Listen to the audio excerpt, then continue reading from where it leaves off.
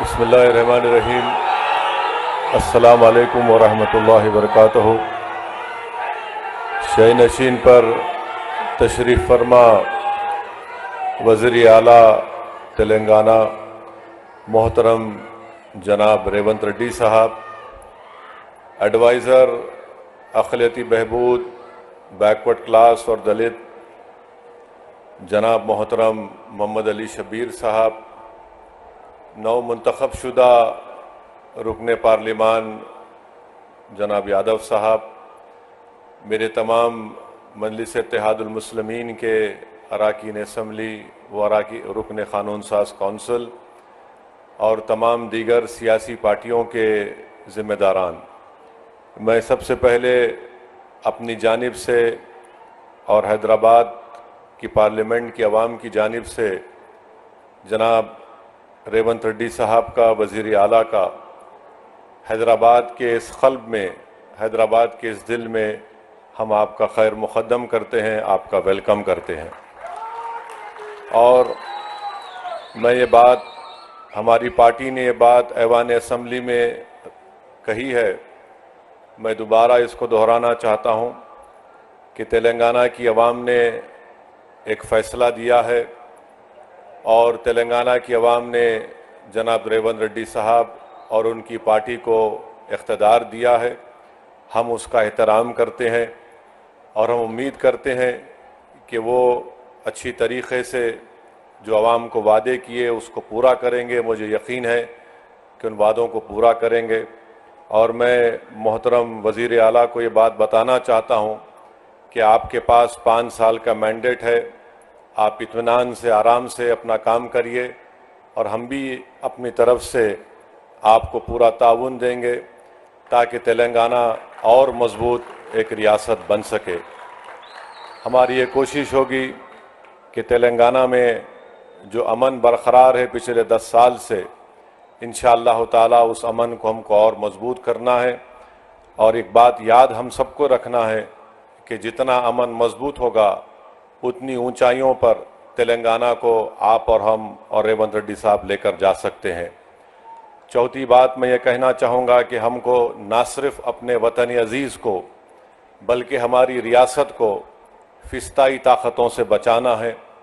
फ़िरक़ा परस्ती और ये नफ़रत का जो माहौल पूरे मुल्क में आज है, उस नफ़रत के माहौल को हमको रोकना है। और तेलंगाना में एक भाईचारगी का माहौल है और आप और हम जानते हैं वो कौन सी ऐसी ताकतें हैं जो आपके और हमारे दिलों को तोड़ना चाहती है, जो हमारी इस मोहब्बत की तहज़ीब में जहर भरना चाहती है। तो हमको और आपको कोशिश करनी चाहिए कि जो नफ़रत आमेज़ बातें हैं, जो लोग दिलों को तोड़ने की बात करते हैं, जो लोग घरों को तोड़ने की बात करते हैं, आपको और हमको मिलकर ऐसी ताकतों को कमज़ोर करने की ज़रूरत है। और मजलिस शुरू से कोशिश करती आई है कि ऐसी ताकतों को कभी भी किसी मुकाम पर इख्तियार ना मिले। तो मैं अपनी जानिब से चीफ मिनिस्टर को ये बता रहा हूँ कि हम चाहते हैं कि ये नफ़रत ख़त्म हो, मोहब्बत आम हो और लोग आपस में सुकून से ना सिर्फ तेलंगाना में बल्कि अपनी ज़िंदगी को गुजार सकें। मैं आज आपको बात बताना ज़रूरी समझता हूँ कि चीफ मिनिस्टर बनने के बाद जब मेरी वज़ीर आला से बातचीत हुई, मैंने उनको मुबारकबाद दी।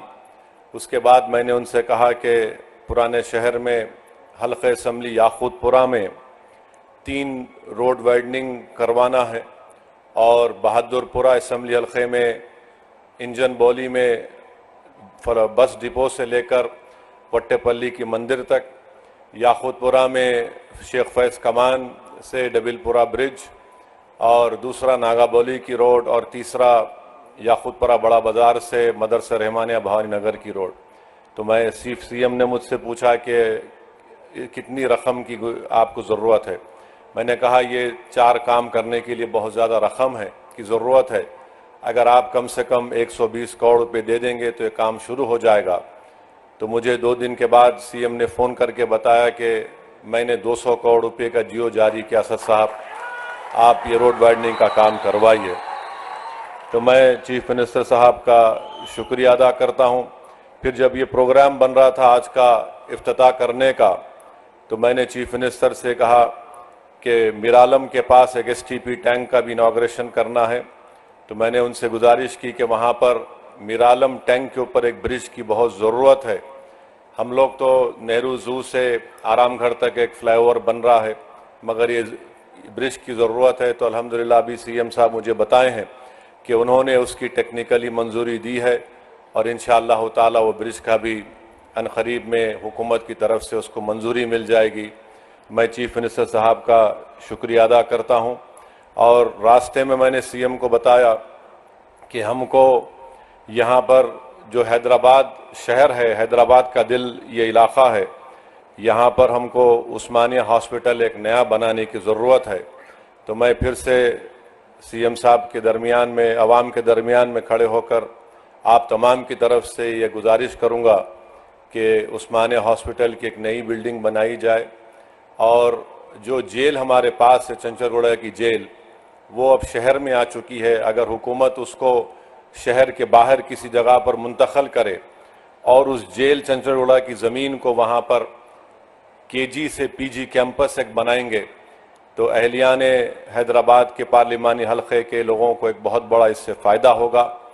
और हमारे इस पेटला बुर्ज पर एक सिटी आर्म रिज़र्व है, उसको भी शहर हैदराबाद से बाहर अगर लेकर जाएंगे तो ज़मीन को भी आप इस्तेमाल कर सकते हैं। तो ये मैं उम्मीद करता हूं कि चीफ मिनिस्टर इस पर गौर करेंगे। और आखिर में चीफ मिनिस्टर साहब, आपने डीएससी का ऐलान किया, मैं आपका शुक्रिया अदा करता हूं। उर्दू मीडियम के पोस्ट को अगर आप डी रिज़र्व करेंगे तो इससे जो बच्चे इस डी रिज़र्व अगर नहीं करेंगे तो कई पोस्ट खाली जाएंगे। जो कॉन्स्टिट्यूशनल प्रोविज़न है उसमें रिजर्वेशन करना पड़ता है। हुकूमत के पास एक इख्तियार है कि उसको डी रिज़र्व करे तो जो दूसरे बच्चों को भी उर्दू मीडियम पोस्ट का फ़ायदा होगा। और आज चीफ मिनिस्टर हल्क़े असम्बली कारवान में 20 करोड़ की लागत से एक टेमरिस के स्कूल की बिल्डिंग का भी इफ्तिताह किए। मैं इसका भी शुक्रिया अदा करता हूं। और हम वज़ीर आला से उम्मीद करते हैं कि आप इन तमाम कामों की तरफ आप नज़रसानी करेंगे। और मजलिस इत्तेहादुल मुस्लिमीन की जानिब से मैं वादा कर रहा हूं कि चीफ मिनिस्टर का जो एक ड्रीम प्रोजेक्ट है मूसी डेवलपमेंट का, आप उसमें जहां कहीं भी आपको हमारी पार्टी की ज़रूरत पड़ेगी, हम भी चाहते हैं कि मूसी डेवलपमेंट का पूरा काम आपके टेन्योर में मुकम्मल हो, ताकि यहाँ की आवाम को एक बहुत बड़ा इससे फ़ायदा होगा, इकनॉमिक प्रोग्रेस होगा, यहाँ पर खुशहाली आएंगी, प्रॉस्पेरिटी आएंगी। और अभी हमको NVS रेड्डी साहब सीएम के सामने बताए कि ना सिर्फ यहाँ पर मेट्रो का स्टेशन बनेगा, बल्कि चंद्रायन गुट्टा से जो नागोल से एयरपोर्ट की लाइन आएगी, वो इंशाल्लाह यहाँ से चंद्रायन गुट्टा से मैलार्दोपल्ली और फिर मैलार्दोपल्ली से एयरपोर्ट।